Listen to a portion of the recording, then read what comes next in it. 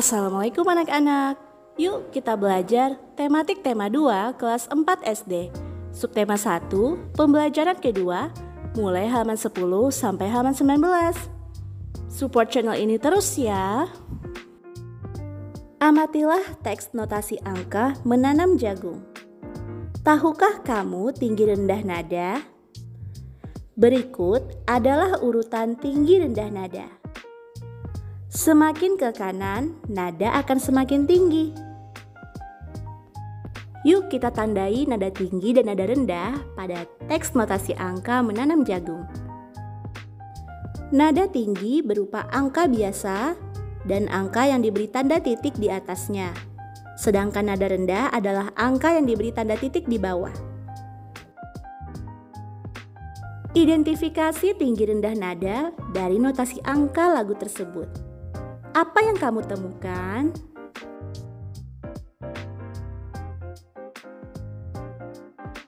Ya, kita pun dapat menemukan beberapa nada rendah dari notasi angka lagu menanam jagung. Sekarang, yuk kita nyanyikan lagu menanam jagung sesuai dengan tempo dan tinggi rendah nada. Ayo kawan, kita bersama menanam jagung di kebun kita. Ambil cangkulmu, ambil pangkurmu, kita bekerja tak jemu-jemu. Cangkul, cangkul, cangkul yang dalam, tanahnya longgar, jagungku tanam. Beri pupuk supaya subur, tanamkan benih dengan teratur. Jagungnya besar, lebat buahnya, tentu berguna bagi semua. Cangkul, cangkul, aku gembira menanam jagung di kebun kita.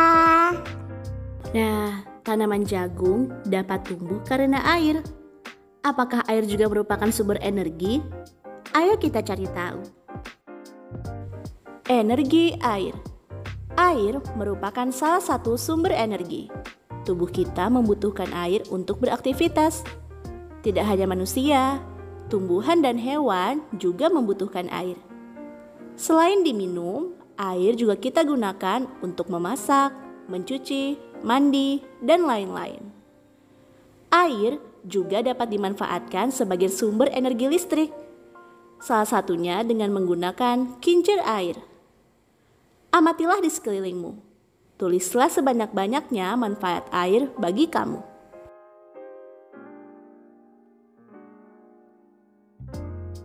Ya, air dapat dimanfaatkan untuk minum, mandi, mencuci, makan, memasak, membasuh kaki, berwudu, bermain, olahraga renang, mencairkan cat air, memelihara ikan akuarium, dan menyiram tanaman.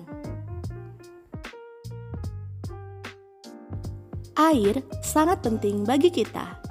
Setiap orang berhak mendapatkan air yang bersih. Perhatikan gambar berikut. Ada gambar anak yang sedang minum dan ada gambar anak yang sedang mandi. Pertanyaan pertama, mengapa anak tersebut minum?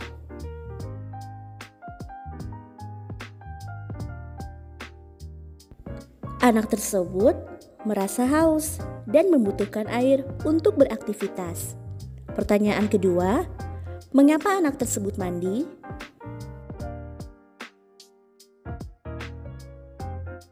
Ya, karena anak tersebut membutuhkan air untuk membersihkan diri dari kotoran.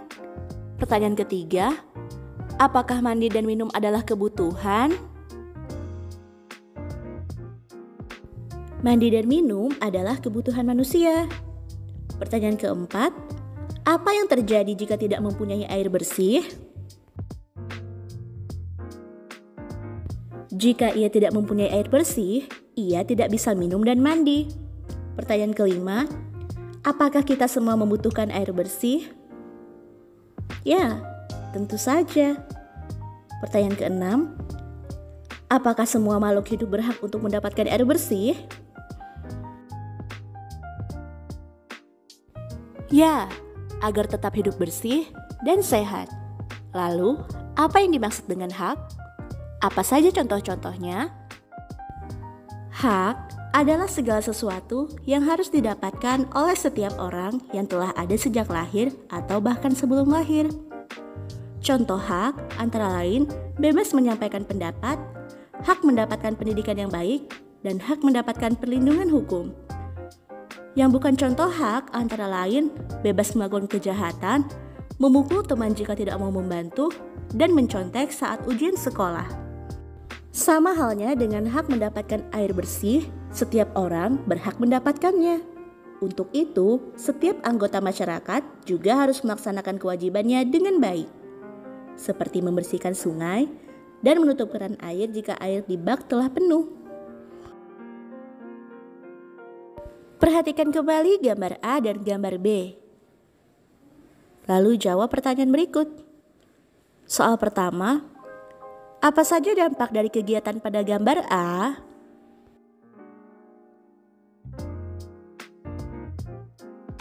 Ya, dengan gotong royong, sungai menjadi bersih. Pertanyaan kedua, apa saja yang akan terjadi jika kita tidak melakukan seperti gambar A?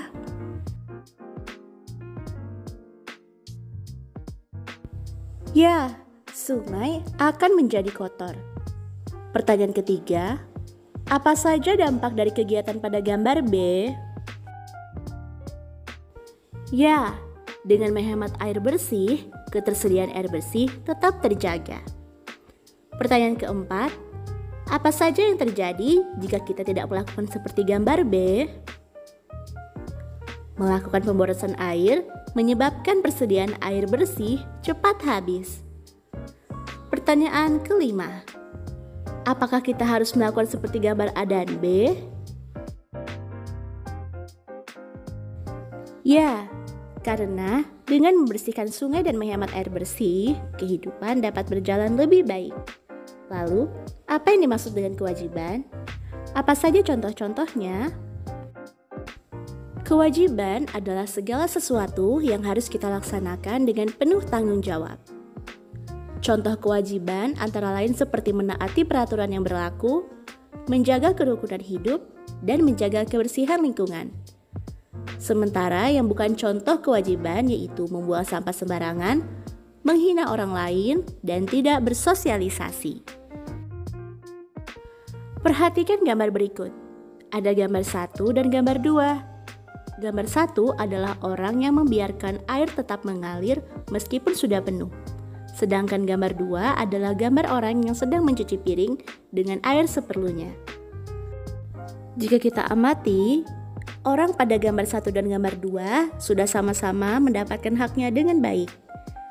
Adapun pada gambar 1 belum melaksanakan kewajibannya karena masih membuang-buang air bersih. Sementara gambar nomor 2 sudah melaksanakan kewajibannya karena mencuci piring dengan air seperlunya. Hal yang sebaiknya dilakukan oleh orang pada gambar 1 adalah menghemat penggunaan air. Dan hal yang sebaiknya dilakukan oleh orang pada gambar nomor 2 adalah bekerja dengan ikhlas. Air merupakan salah satu energi yang paling penting bagi manusia. Setiap orang berhak mendapatkan air bersih. Kita wajib menghemat penggunaannya. Jadi, berikut adalah perbedaan hak dan kewajiban. Hak adalah sesuatu yang kita peroleh.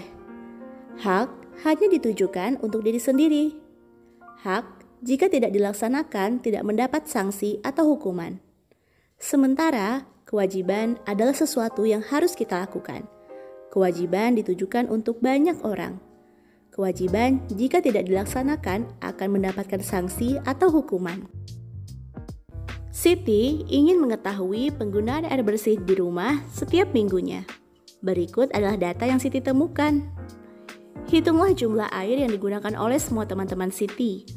Lakukan penaksiran untuk mempercepat perhitungannya. Apa itu penaksiran?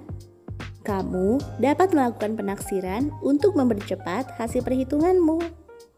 Untuk melakukan penaksiran, kamu perlu memahami aturan pembulatan ke puluhan terdekat, ratusan terdekat, atau ribuan terdekat. Pembulatan ke puluhan terdekat, jika bilangan satuannya adalah 5, 6, 7, 8, dan 9, dibulatkan menjadi 10. Jika bilangan satuannya adalah 1, 2, 3, dan 4, dihilangkan. Contoh, 543 sedikit lebihnya atau mendekati dari 540. Adapun pembulatan ke ratusan terdekat, jika bilangan puluhannya 50-99, dibulatkan menjadi 100. Jika bilangan puluhannya kurang dari 50, dihilangkan. Contoh, 543 sedikit lebihnya atau mendekati dari 500. Bagaimana cara membulatkan bilangan 22? Kamu dapat menggunakan garis bilangan untuk membantumu melakukan pembulatan. Perhatikan garis bilangan berikut. Perhatikan jarak bilangan 22 ke bilangan 20 dan 25. Manakah yang lebih dekat?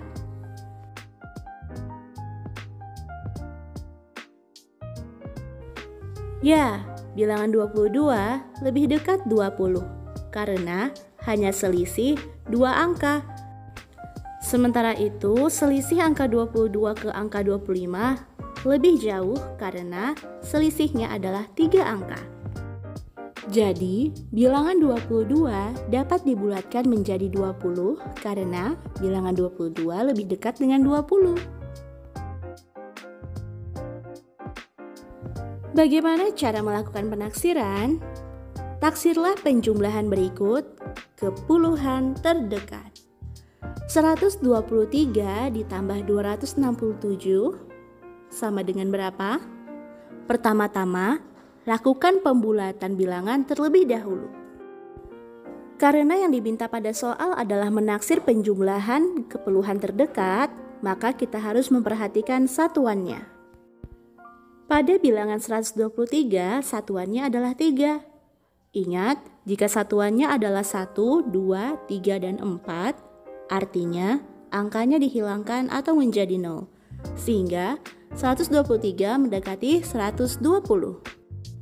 Pada bilangan 267, satuannya adalah 7. Ingat, jika satuannya adalah angka 5, 6, 7, 8, 9, berarti dibulatkan menjadi 10. Sehingga 267 mendekati 270. Hasilnya 120 ditambah 270 sama dengan 390. Jadi hasil penaksirannya adalah 390. Untuk operasi pengurangan juga sama ya dengan cara yang tadi. Berikut ini adalah cara melakukan penaksiran bilangan puluhan, ratusan, ribuan, puluhan ribu, ratusan ribu, dan jutaan. Bilangan 45 dibulatkan ke puluhan terdekat menjadi 50. Bilangan 477 dibulatkan ke ratusan terdekat, hasilnya 500. Bilangan 4567 dibulatkan ke ribuan terdekat, hasilnya menjadi 5000. Bilangan 23458 dibulatkan ke puluhan ribu terdekat, hasilnya 23.000. Bilangan 236.679 dibulatkan ke ratusan ribu terdekat, hasilnya 200.000. Bilangan 2.345.678 dibulatkan ke jutaan terdekat, hasilnya 2 juta. Kesimpulannya, bagaimana cara melakukan penaksiran? Cara melakukan penaksiran adalah melakukan pembulatan kedua angka yang diberi operasi perhitungan. Berikut ini adalah data penggunaan air bersih di rumah dalam 1 liter setiap minggunya. Nah, berdasarkan data yang ditemukan oleh Siti, kita diminta untuk melakukan penaksiran ke puluhan terdekat. Sebelum kita mengerjakan soal nomor 1-7, kita taksirkan dulu ya bilangan yang ada pada data. Siti 273, mendekati 270. Edo 324 mendekati 320. Lani 363 mendekati 360. Dayu 262 mendekati 260. Dan Udin 291 mendekati 290. Sekarang, lakukan penaksiran ke puluhan terdekat berdasarkan data yang ada. Untuk soal pertama, jumlah air yang digunakan di rumah Siti dan Edo. Diketahui jumlah air di rumah Siti adalah 273 dan jumlah air di rumah Edo adalah 324. Ingat, kita diminta untuk menaksirkan ke puluhan terdekat. Jadi yang kita jumlahkan adalah bilangan yang sudah dijadikan bilangan bulat, yaitu 270 ditambah 320 sama dengan 590. Nah, begitu juga untuk mengerjakan soal nomor 2, 3, dan 4, kita jumlahkan ya sesuai dengan data yang ada. Adapun soal nomor 5, 6, dan 7 diminta selisih air yang digunakan. Berbeda dengan jumlah air, selisih air artinya pengurangan ya. Jadi tinggal melakukan operasi pengurangan saja jika yang diminta merupakan selisih.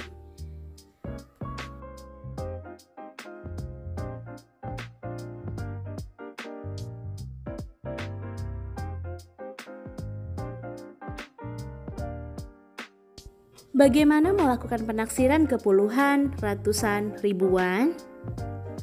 Melakukan penaksiran ke puluhan yaitu dengan cara melihat angka satuannya. Jika angka satuan di bagian belakang nilainya sama dengan 5 atau 5 ke atas, maka dibulatkan ke puluhan atasnya. Bila nilai satuannya di bawah 5, maka dibulatkan ke puluhan bawahnya. Melakukan penaksiran ke ratusan yaitu dengan cara melihat angka puluhannya. Jika angka puluhan di bagian belakang nilainya sama dengan 50 atau 50 ke atas, maka dibulatkan ke ratusan atasnya. Bila nilai puluhannya di bawah 50, maka dibulatkan ke ratusan bawahnya. Melakukan penaksiran ke ratusan yaitu dengan cara melihat angka ratusannya. Jika angka ratusan di bagian belakang nilainya sama dengan 500 atau 500 ke atas, maka dibulatkan ke ribuan atasnya. Bila nilai ratusannya di bawah 500, maka dibulatkan ke ribuan bawahnya. Bagaimana melakukan penaksiran ke ratusan ribu? Dengan cara melihat angka puluhan ribunya. Jika angka puluhan ribu di bagian belakang nilainya sama dengan 50.000 atau 50.000 ke atas, maka dibulatkan ke ratusan ribu atasnya. Bila nilai puluhan ribunya di bawah 50.000, maka dibulatkan ke ratusan ribu bawahnya.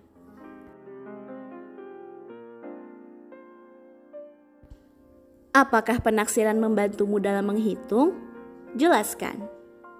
Ya, penaksiran membantumu dalam menghitung karena membuat proses menghitung semakin mudah dan cepat. Selain itu, memudahkan perhitungan bilangan yang rumit karena bilangan ditaksirkan atau dibulatkan. Sekarang, coba jelaskan pentingnya air bersih. Jawab di kolom komentar ya. Ibu tunggu.